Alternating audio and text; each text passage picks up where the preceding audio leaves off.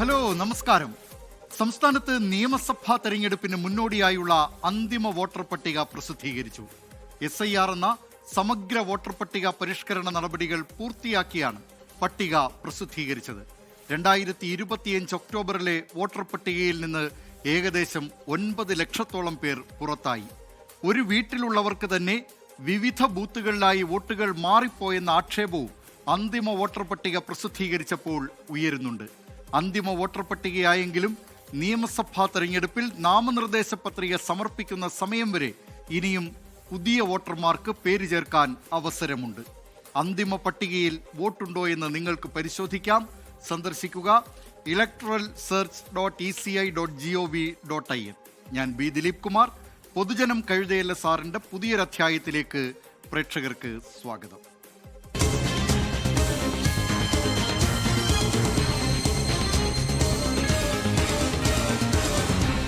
പൊതുജനം കഴുതയല്ല sir. The Kerala story വീണ്ടും വരുന്നത്രേ.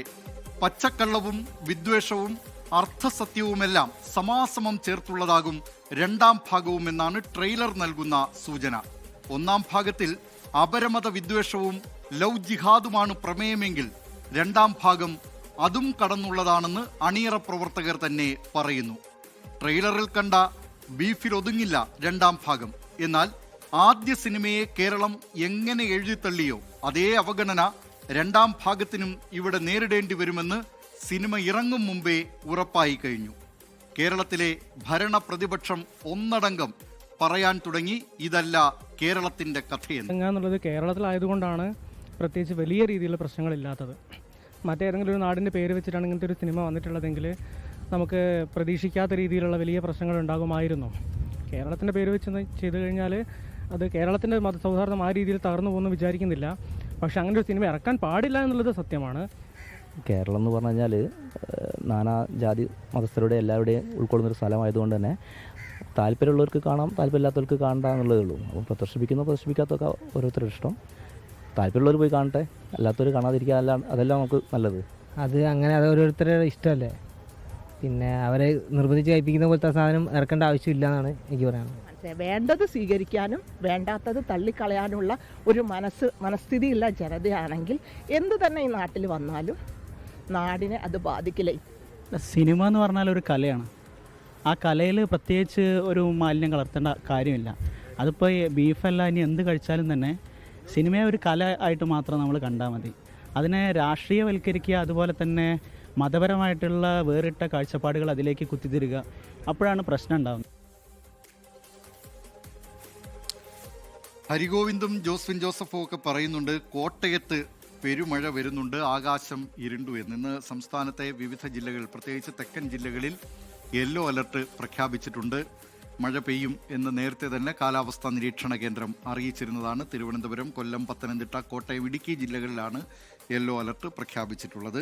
ഏതായാലും ഈ കേരള സ്റ്റോറിയുമായി ബന്ധപ്പെട്ടും നിരവധി പ്രേക്ഷകർ 24-ന്റെ കമൻറ്റ് ബോക്സുകളിൽ പ്രതികരണം നടത്തുന്നുണ്ട്. വനജ PR പറയുന്നു, ഈ കൊച്ചു കേരളത്തെ എന്തിനാണ് ഇങ്ങനെ അപമാനിക്കുന്നത്, എന്താണ് നേട്ടം എന്ന്. NSG പറയുന്നു, ഭൂരിപക്ഷ പ്രീണനത്തിന് മാധ്യമങ്ങളും കൂട്ടുനിൽക്കുന്നു എന്ന്. മാൽക്കം ഗോമസ് പറയുന്നുണ്ട്, ബീഫ് മാത്രം പോരാ, പൊറോട്ടയും വേണം എന്ന്. ആ നിലയിലുള്ള നിരവധി പ്രതികരണങ്ങൾ. രവികുമാർ PV പറയുന്നു, ജനം ഈ സിനിമയെ കണ്ട് വിലയിരുത്തട്ടെ എന്ന്. അങ്ങനെ നിരവധി പ്രതികരണങ്ങളാണ് പ്രേക്ഷകരുടെ ഭാഗത്ത് നിന്ന് വരുന്നത്.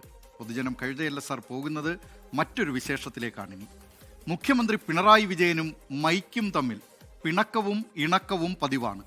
ഇന്നും മുഖ്യമന്ത്രി സംസാരിക്കവേ മൈക്ക് വീണ്ടും പണിമുടക്കി. തിരുവനന്തപുരത്ത് അന്താരാഷ്ട്ര പഠന കോൺഗ്രസ് വേദിയിലായിരുന്നു സംഭവം. മൈക്ക് പണിമുടക്കിയതോടെ മുഖ്യമന്ത്രിയുടെ കമന്റ് വേദിയിലും സദസ്സിലും ചിരിപടർത്തി. കാണാം വിനയ് ഉണ്ണി തയ്യാറാക്കിയ റിപ്പോർട്ട്. Hello mic test.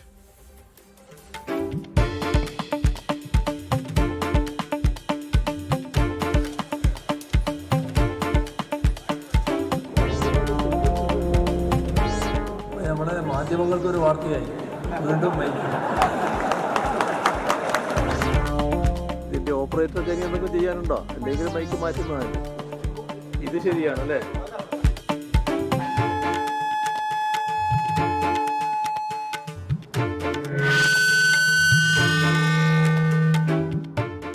മുഖ്യമന്ത്രി മുഖ്യമന്ത്രി പിണറായി വിജയനും മൈക്കും തമ്മിൽ എന്തെങ്കിലും പ്രശ്നമുണ്ടോ? ദാ ഇന്നും പിണറായി വിജയന് പണി കൊടുത്തിരിക്കുകയാണ് മൈക്ക്. പിന്നാലെ അദ്ദേഹത്തിന്റെ കമന്റും വേദിയാകെ ചിരിയും.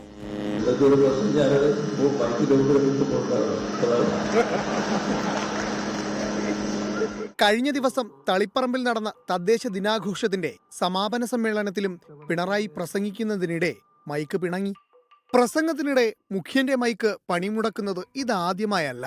മൈക്കും പിണറായിയുമായി തെറ്റിയ സമീപകാല സംഭവങ്ങൾ ഒന്ന് നോക്കാം. January 19, 2026 Punalur CPIM area committee ഓഫീസായ VS ഭവൻ ഉദ്ഘാടന വേദി. പ്രസംഗത്തിനിടെ മൈക്കിന് തകരാർ. ശബ്ദം വ്യക്തമല്ലെന്നും പ്രസംഗം തുടരാൻ പ്രയാസമുണ്ടെന്നും മുഖ്യമന്ത്രി.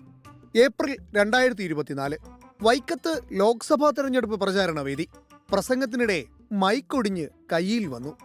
5 മിനിറ്റോളം പ്രസംഗം തടസ്സപ്പെട്ടു. പിന്നീട് മൈക്ക് നന്നാക്കിയ ശേഷം പ്രസംഗം തുടർന്നു.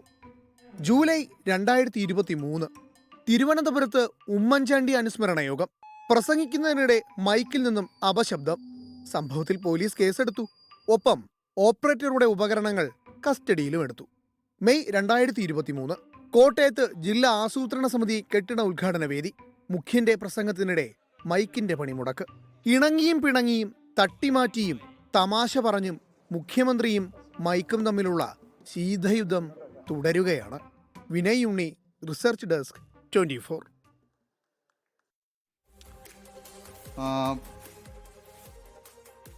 ഏതായാലും ഇതുമായി ബന്ധപ്പെട്ടും പല പ്രേക്ഷകരും ഈ മുഖ്യമന്ത്രിയും മൈക്കും തമ്മിലുള്ള ഇണക്കവും പിണക്കവുമായി ബന്ധപ്പെട്ടും നിരവധി പ്രേക്ഷകർ പ്രതികരണങ്ങൾ അറിയിക്കുന്നുണ്ട്. മഴയെക്കുറിച്ച് തന്നെയാണ് പല പ്രേക്ഷകരും അറിയിച്ചുകൊണ്ടിരിക്കുന്നത്. എറണാകുളം ജില്ലയിൽ മഴ പെയ്യുന്നു എന്നാണ് മീന ജയൻ പറയുന്നത്. കൊല്ലത്ത് കുണ്ടറയിൽ മഴ പെയ്യുന്നു എന്ന് പ്രേക്ഷകർ അറിയിക്കുന്നുണ്ട്. സണ്ണി വർഗീസ് ആ നിലയിൽ അറിയിച്ചിട്ടുണ്ട്. അങ്ങനെ സംസ്ഥാനത്ത് പല ഭാഗങ്ങളിലും കൊല്ലത്തടക്കം പല ജില്ലകളിലും തെക്കൻ കേരളത്തിലെ ജില്ലകളിൽ മഴ പെയ്യുന്നുണ്ട് എന്ന വിവരമാണിപ്പോൾ പുറത്തു വരുന്നത്. മറ്റൊരു വിശേഷത്തിലേക്കാണിനി. കഴിഞ്ഞ ദിവസമാണ് മലപ്പുറം ജില്ലയിലെ ആദവനാട് ക്വാറിയിൽ വെള്ളക്കെട്ടിൽ വീണ് മിനിലോറിയിലെ ക്ലീനർ മരിച്ചത്. ഇത്തരം ദുരന്തങ്ങളിൽ നിന്ന് നമ്മൾ പാഠം പഠിക്കുന്നുണ്ടോ? ഇല്ലെന്നാണ് അനുഭവം. പാറമടകളിലെ വെള്ളക്കെട്ടുകൾ പലയിടങ്ങളിലും മരണക്കെണിയാണ്. ക്വാറികളിലെ കുളങ്ങൾക്ക് ചുറ്റും കമ്പിവേലി കെട്ടി മുന്നറിയിപ്പ് ബോർഡ് വയ്ക്കണമെന്ന നിർദ്ദേശത്തിന് ആരും വില നൽകുന്നില്ല. ക്വാറിയിലെ വെള്ളക്കെട്ടുകളിൽ വീണുള്ള മരണങ്ങൾ തുടർക്കഥയാവുമ്പോൾ സർക്കാർ നിഷ്ക്രിയത്വം തുടരുകയാണ്. കാണാം S വിനേഷ് കുമാർ തയ്യാറാക്കിയ റിപ്പോർട്ട്. മരണം പതിയിരിക്കുന്ന ക്വാറികൾ.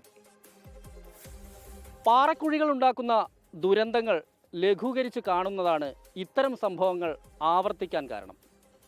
ഉപയോഗശൂന്യമായ ക്വാറികളിലെ കുഴികൾ മൂടാൻ നിലവിലെ സാഹചര്യത്തിൽ ബുദ്ധിമുട്ടുകളുണ്ടെങ്കിലും ഇതിനു ചുറ്റും കമ്പിവേലി സ്ഥാപിക്കുകയും മുന്നറിയിപ്പ് ബോർഡുകൾ വെക്കുകയും വേണം. ഇക്കാര്യത്തിലാണ് സർക്കാരിൻ്റെ നിഷ്ക്രിയത്വം പ്രകടമാവുന്നത്.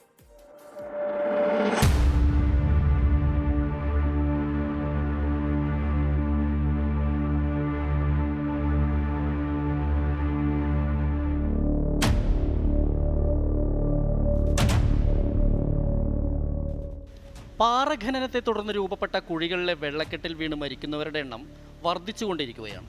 ക്വാറികളിലെ ജലാശയങ്ങൾക്ക് ചുറ്റും വേലി സ്ഥാപിച്ച് മുന്നറിയിപ്പ് ബോർഡ് വയ്ക്കണമെന്ന സർക്കാർ നിർദ്ദേശം പാലിക്കപ്പെട്ടില്ല. സംസ്ഥാനത്ത് ക്വാറികളിലെ ഉപയോഗശൂന്യമായ 1000-ലധികം കുഴികളുണ്ട്. 2017 മാർച്ച് 8 നിയമസഭയിൽ മഞ്ഞളാംകുഴി MLAയുടെ സബ്മിഷന് അന്നത്തെ വ്യവസായ മന്ത്രി AC മൊയ്തീൻ നൽകിയ മറുപടി നോക്കുക.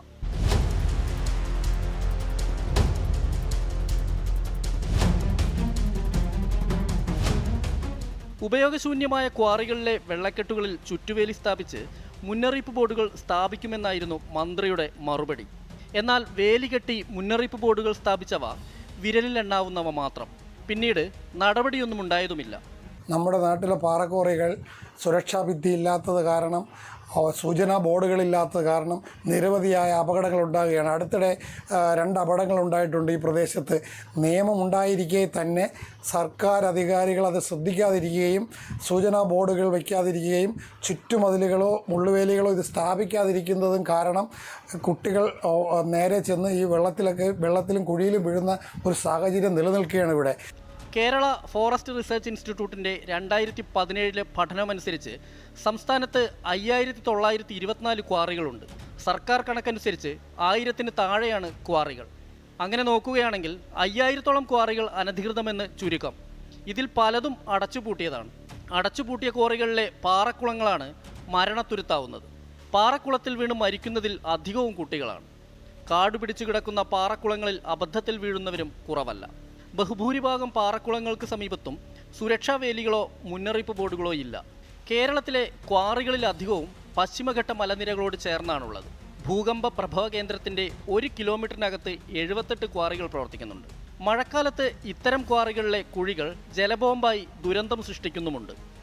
സർക്കാർ സംവിധാനങ്ങൾ കാര്യക്ഷമമായി പ്രവർത്തിച്ചാൽ പരിഹരിക്കാവുന്ന പ്രശ്നങ്ങളാണ് ദുരന്തത്തിലേക്ക് വഴി നടത്തുന്നത്.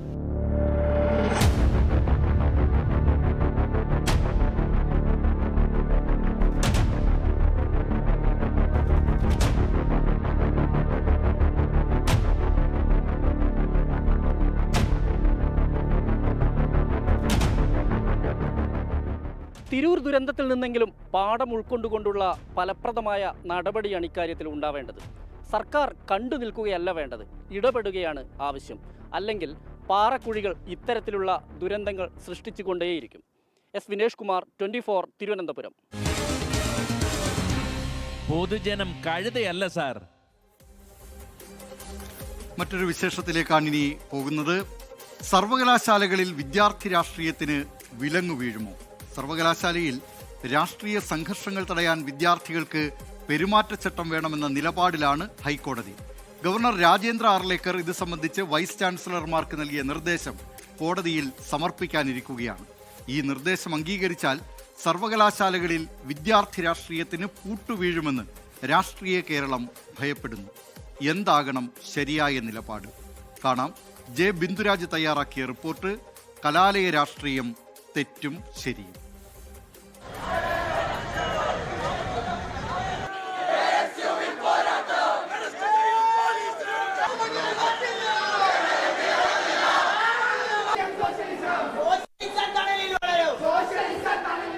സംസ്ഥാനത്തിന്റെ സാമൂഹിക രാഷ്ട്രീയ വളർച്ചയിൽ വിദ്യാർത്ഥി പ്രസ്ഥാനങ്ങൾ വഹിച്ച പങ്ക് സമാനതകളില്ലാത്തതാണെങ്കിലും സമീപകാലത്തായി കലാലയങ്ങളിൽ വർദ്ധിച്ചു വരുന്ന അക്രമ സംഭവങ്ങളും പഠന തടസ്സങ്ങളും വിദ്യാർത്ഥി രാഷ്ട്രീയത്തിന്റെ കാര്യത്തിൽ പുനർചിന്തനത്തിന് വഴിവെച്ചിട്ടുണ്ട്. രാഷ്ട്രീയം പലപ്പോഴും ക്യാമ്പസുകളെ യുദ്ധക്കളമാക്കുന്നതിന് പുറമെ രാഷ്ട്രീയ പാർട്ടികൾ സ്വാർത്ഥലാഭത്തിനായി വിദ്യാർത്ഥികളെ കരുവാക്കുന്നു എന്ന ആക്ഷേപവും ശക്തമാണ്.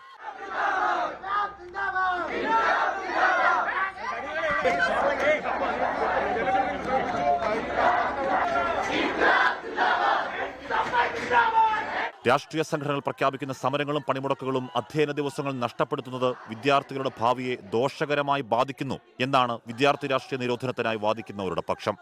എന്നാൽ സാമൂഹിക പ്രതിബദ്ധതയുള്ള ഒരു തലമുറയെ വാർത്തെടുക്കാൻ വിദ്യാർത്ഥി രാഷ്ട്രീയം ആവശ്യമാണെന്നാണ് വിദ്യാർത്ഥി രാഷ്ട്രീയത്തെ അനുകൂലിക്കുന്നവരുടെ വാദം. സെക്കുലർ രാഷ്ട്രീയ പ്രസ്ഥാനങ്ങൾ ക്യാമ്പസുകളിൽ സജീവമാകുമ്പോൾ വർഗീയ ശക്തികൾക്ക് അവിടെ വേരുറപ്പിക്കാൻ കഴിയില്ല എന്നാണ് അവർ ചൂണ്ടിക്കാട്ടുന്നത്. കേരള ഹൈക്കോടതി ഈ വിഷയത്തിൽ പലപ്പോഴും നിർണായകമായ നിരീക്ഷണങ്ങൾ നടത്തിയിട്ടുണ്ട്. സർവകലാശാലകളിൽ വിദ്യാർത്ഥി രാഷ്ട്രീയം വിലക്കണമെന്നാവശ്യപ്പെട്ട് കൊല്ലം സ്വദേശി ഡോക്ടർ എസ് ഗണപതിയുടെ ഹർജിയിൽ ഫെബ്രുവരി 4-ന് ചീഫ് ജസ്റ്റിസ് അധ്യക്ഷനായ ഹൈക്കോടതി ബെഞ്ച് ചാൻസലറായ ഗവർണർ ഉൾപ്പെടെയുള്ള കക്ഷികളോട് അഭിപ്രായം തേടിയിരിക്കുകയാണ്. 2005-ൽ മഹാത്മാഗാന്ധി സർവകലാശാല പുറപ്പെടുവിച്ച പെരുമാറ്റച്ചട്ടം എല്ലാ സർവകലാശാലകൾക്കും ബാധകമാക്കാം എന്ന് വ്യാഴാഴ്ച കൊച്ചിയിൽ ചേർന്ന വിസിമാരുടെ യോഗത്തിൽ ഗവർണർ നിർദ്ദേശം നൽകിയിരുന്നു. MG യൂണിവേഴ്സിറ്റി പെരുമാറ്റച്ചട്ടപ്രകാരം പഠിപ്പ് മുടക്ക്, മുദ്രാവാക്യം വിളി, ധർണ, പ്രകടനം, ഉപരോധം എന്നിവയൊക്കെയും അച്ചടക്ക ലംഘനമായതിനാൽ ക്യാമ്പസിൽ അനുവദിക്കില്ല. ഇക്കാര്യം കോടതിയെ ഗവർണർ അറിയിക്കുമെന്നാണ് വിവരം. ഇതിനനുസൃതമായി കോടതി അന്തിമവിധി പുറപ്പെടുവിച്ചാൽ കേരളത്തിലെ സർവകലാശാലകളിൽ രാഷ്ട്രീയത്തിന് വിലക്ക് വീഴുമെന്നാണ് രാഷ്ട്രീയ കേരളം ഭയക്കുന്നത്. വിദ്യാർത്ഥി രാഷ്ട്രീയം ക്യാമ്പസുകളിൽ പൂർണ്ണമായി നിരോധിക്കുന്നത് ജനാധിപത്യ വിരുദ്ധം എന്ന കാര്യത്തിൽ തർക്കമില്ല. എന്നിരുന്നാലും അക്രമരഹിതവും സർഗാത്മകവുമായ രാഷ്ട്രീയ സംസ്കാരം ക്യാമ്പസുകളിൽ വളർന്നു വരേണ്ടതുണ്ട്. പഠനത്തിന് മുൻഗണന നൽകിക്കൊണ്ട് സാമൂഹിക മാറ്റങ്ങൾക്കായി ശബ്ദമുയർത്തുന്ന ഒരു രീതിയിലേക്ക് വിദ്യാർത്ഥി പ്രസ്ഥാനങ്ങൾ സ്വയം നവീകരിക്കപ്പെടുകയാണ് യഥാർത്ഥത്തിൽ വേണ്ടത്. News desk 24. പൊതുജനം കഴുതയല്ല. വിദ്യാർത്ഥി രാഷ്ട്രീയം സംബന്ധിച്ച ആ വാർത്തയോട് നിരവധി പ്രതികരണങ്ങൾ പ്രേക്ഷകരുടെ ഭാഗത്ത് നിന്ന് അതിനോട് യോജിച്ചും വിയോജിച്ചുമൊക്കെ വരുന്നുണ്ട്. മോഹനൻ പിലാത്തറ പറയുന്നു, വിദ്യാലയത്തിൽ രാഷ്ട്രീയം വേണോ എന്ന് നാം ചിന്തിക്കേണ്ടതുണ്ട്. മുമ്പും ഈ സമരവും മുദ്രാവാക്യവും ഒക്കെ ഉണ്ടായിരുന്നു, പക്ഷേ ഇത്രത്തോളം അക്രമവാസന ഉണ്ടായിരുന്നില്ല എന്നാണ്. ചേറാടി പറയുന്നുണ്ട്, ആൽവലാതി രാഷ്ട്രീയക്കാർക്ക് വേണ്ടി കുട്ടിക്കുരങ്ങന്മാരെ ആവശ്യത്തിന് കിട്ടാത്ത കാലത്ത് ഒത്താൽ വിദ്യാർത്ഥി രാഷ്ട്രീയം നിർബന്ധിത സേവനമാക്കണം പിള്ളേച്ച എന്ന് NSG പറയുന്നു. വിദ്യാർത്ഥി രാഷ്ട്രീയം നിർത്തലാക്കേണ്ടത് പുതുതലമുറയ്ക്ക് അനിവാര്യം തന്നെ എന്നിങ്ങനെയുള്ള വ്യത്യസ്തമായ നിരവധി അഭിപ്രായങ്ങൾ പ്രേക്ഷകരുടെ ഭാഗത്തു നിന്ന് വരുന്നുണ്ട്. ഇനി ഏതായാലും ഇക്കാര്യത്തിൽ SFIയുടെയും KSUവിൻ്റെയും ഒക്കെ ഭാരവാഹികൾക്ക് എന്താണ് പറയാനുള്ളത് എന്ന് കേൾക്കാം. കേരളത്തിലെ ക്യാമ്പസുകളിലെ പ്രശ്നങ്ങൾക്കെല്ലാം മുഖ്യ കാരണം വിദ്യാർത്ഥി സംഘടനകളാണ് എന്ന തരത്തിലേക്കുള്ള പ്രസ്താവന യാതൊരു രീതിയിലേക്കും അംഗീകരിക്കാൻ സാധിക്കില്ല. അത്തരം പുഴുക്കുത്തുകൾ ഉണ്ട് എങ്കിൽ ആ പുഴുക്കുത്തുകളെ തിരിച്ചറിഞ്ഞ് അതിനെ പ്രതിരോധിക്കുകയാണ് വേണ്ടത്. തീർച്ചയായും SFI ഈ ആവശ്യങ്ങളും ഈ നിലയിലുള്ള നിയമ പോരാട്ടങ്ങൾക്കും അതോടൊപ്പം തെരുവിൽ ഉള്ള സമരങ്ങൾക്കും ഗവർണറെ ഉൾപ്പെടെ ആ പ്രതിഷേധം അറിയിക്കുകയും ചെയ്യുമെന്നുള്ളതാണ് SFIയുടെ ഭാഗമായി സൂചിപ്പിക്കാനുള്ളത്. നല്ല കാര്യമാണ്, വളരെ നല്ല കാര്യമാണ്. ആ തീരുമാനത്തോടെ ഞാനും യോജിക്കുന്നുണ്ട്. കുറേ പ്രശ്നങ്ങൾ ഒഴിവാകും. രാഷ്ട്രീയം ഇല്ലാത്ത തന്നെ കലാലയങ്ങൾ നല്ലത്. രാഷ്ട്രീയത്തിൽ നിയന്ത്രണം വേണ്ട, പക്ഷേ ഇങ്ങനെയുള്ള അടിപിടിയോ അങ്ങനെയൊന്നും ഇല്ലാത്ത രീതിയിലുള്ള നല്ല രീതിയിലുള്ളത് ചെയ്യണമെന്നാണ് എൻ്റെ അഭിപ്രായം. മറ്റുള്ള രാഷ്ട്രീയം പോലല്ല.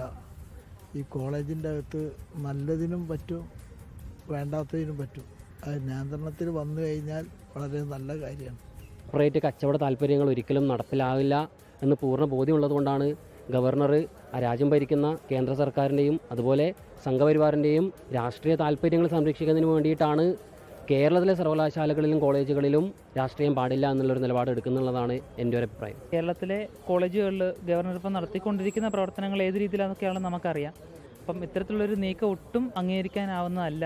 പാർട്ടി രാഷ്ട്രീയമല്ല, അല്ലാതെ എന്താണ് പൊളിറ്റിക്സ്, എന്താണ് അതുകൊണ്ടുള്ള ഉപയോഗം, എന്താണ് അതില്ലെങ്കിൽ വരാൻ പറ്റുന്ന അതിൻ്റെ എന്താണ് അതിൻ്റെ കോൺസിക്വൻസസ് എന്താണെന്ന് അവരറിയണം. പൂർണ്ണമായും കോളേജിലെ രാഷ്ട്രീയം മാറ്റി നിർത്തുന്നതിലൂടെ എനിക്ക് വിദ്യാർത്ഥി എന്നുള്ളതിൽ യോജിപ്പില്ല. തീർച്ചയായിട്ടും നമുക്കൊരു കോളേജ് ക്യാമ്പസിൽ തിരിച്ചൊരു വിഷയം വരുമ്പം ഇപ്പം ബാക്കിയുള്ള മാനേജ്മെൻ്റ് ആയാലും ബാക്കിയുള്ള എതിരെ വരുമ്പോൾ തീർച്ചയായിട്ടും വിദ്യാർത്ഥിക്ക് ഒരു രക്ഷ അല്ലെങ്കിൽ ശക്തി എന്ന് പറയാൻ തീർച്ചയായിട്ടും ഒരു രാഷ്ട്രീയം, ഒരു വിദ്യാർത്ഥി സംഘടന വേണമെന്നാണ് എനിക്ക് പറയാനുള്ളത്. കോളേജുകളിൽ പൂർണ്ണമായി സംഘടനാ പ്രവർത്തനം നിരോധിക്കുന്നതിനോട് ABVPക്ക് ഒരു തരത്തിലും യോജിക്കാൻ വേണ്ടിയിട്ട് സാധിക്കില്ല. ഇത് വിദ്യാർത്ഥികളെ അരാഷ്ട്രീയവാദത്തിലേക്കും അതുപോലെ തന്നെ മൂല്യബോധമില്ലായ്മയിലേക്കുമാണ് നയിക്കുന്നത്. ചില നിയന്ത്രണങ്ങൾ ചില ക്യാമ്പസുകളിലും യൂണിവേഴ്സിറ്റികളിലും ഒക്കെ വന്നിട്ടുണ്ട്. അപ്പോൾ ഇത്തരം മാതൃകയിലുള്ള നിയന്ത്രണങ്ങളാണ് മറ്റ് സർവകലാശാലകളിലും കൊണ്ടുവരാൻ വേണ്ടിയിട്ടുള്ളൊരു ചർച്ചയ്ക്ക് ഗവർണർ നേതൃത്വം കൊടുക്കുന്നത്. പക്ഷേ വിദ്യാർത്ഥി സംഘടനാ പ്രവർത്തനത്തെ നിരോധിച്ചുകൊണ്ടുള്ള ഒരു തീരുമാനത്തെയും ABVP ഒരു കാലത്തും അംഗീകരിക്കാൻ തയ്യാറല്ല. കലാലയങ്ങളിൽ ജനാധിപത്യ ബോധമുള്ള പൗരന്മാർ ഉയർന്നു വരട്ടെ. ഇപ്പോഴത്തെ നേതാക്കൾ അധികാരസ്ഥാനത്തുള്ളവരിൽ പലരും വിദ്യാർത്ഥി രാഷ്ട്രീയത്തിലൂടെ വന്നവരാണ്. 18 വയസ്സ് തികഞ്ഞവർക്ക് വോട്ടവകാശമുള്ള ഒരു രാജ്യത്ത് നമ്മൾ ഇത്തരം ജനാധിപത്യത്തിന് നിയന്ത്രണം ഏർപ്പെടുത്തുന്നതിനെക്കുറിച്ചല്ല ചർച്ച ചെയ്യേണ്ടത്.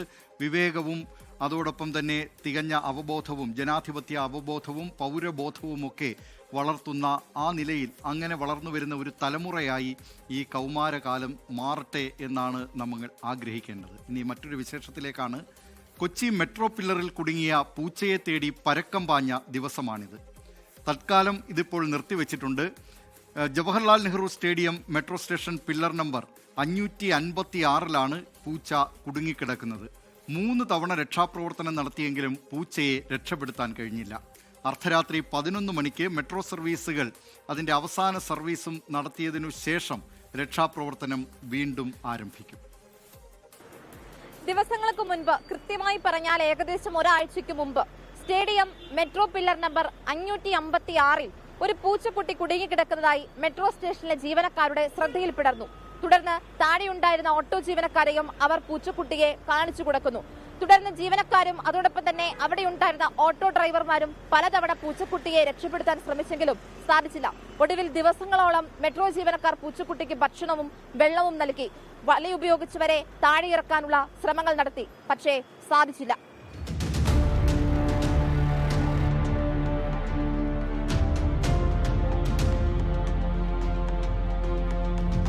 മെട്രോ ജീവനക്കാർ ആനിമൽ റെസ്ക്യൂ ടീമിനെ ഇന്നലെ വിവരമറിയിക്കുന്നു. തുടർന്ന് സംഘം രാവിലെയോടെ സ്ഥലത്തെത്തി ക്രെയിൻ ഉപയോഗിച്ച് രക്ഷാപ്രവർത്തനം ആരംഭിച്ചു. എന്നാൽ പൂച്ചയെ കണ്ടെത്താൻ കഴിഞ്ഞില്ല. പിന്നീട് ഫയർഫോഴ്സ് സംഘം സ്ഥലത്തെത്തി പരിശോധന നടത്തി. മെട്രോ ഇലക്ട്രിക് ലൈനുകൾ നിർത്തിവെച്ചെങ്കിൽ മാത്രമേ രക്ഷാപ്രവർത്തനം നടത്താൻ സാധിക്കുകയുള്ളൂ എന്ന് ഫയർഫോഴ്സ് അറിയിച്ചു. തുടർന്ന് അർദ്ധരാത്രി 11 മണിക്ക് ശേഷം രക്ഷാപ്രവർത്തനം വീണ്ടും ആരംഭിക്കാനിരിക്കെയാണ് അവശനിലയിലുള്ള പൂച്ചയുടെ ദൃശ്യങ്ങൾ പുറത്തുവന്നത്. അവശനിലയിലുള്ള പൂച്ചക്കുട്ടിയുടെ ദൃശ്യങ്ങൾ വന്നതോടെ ഉച്ചയോടുകൂടി ഫയർഫോഴ്സ് സംഘം വീണ്ടും സ്ഥലത്ത് രക്ഷാപ്രവർത്തനം പുനരാരംഭിച്ചു. പൂച്ചക്കുട്ടിയെ കണ്ടെത്താനുള്ള ശ്രമത്തിനിടയിൽ ക്രെയിനിന്റെ ഹൈഡ്രോളിക് ലിഫ്റ്റ് തകരാറിലായി. പിന്നീട് വീണ്ടും ക്രെയിൻ എത്തിച്ച് 3ാം ഘട്ട മിഷൻ സുഭാഷ് ആരംഭിച്ചു. ക്രെയിൻ ഉപയോഗിച്ച് പില്ലറിൽ കയറിയ ഫയർഫോഴ്സ് സംഘം പൂച്ചയെ രക്ഷിക്കാൻ ശ്രമിച്ചെങ്കിലും സാധിച്ചില്ല. താഴെയിറങ്ങിയ ഫയർഫോഴ്സ് സംഘം പൂച്ചക്കുട്ടി പൂർണ്ണ ആരോഗ്യവാനാണ് എന്ന് പറഞ്ഞു.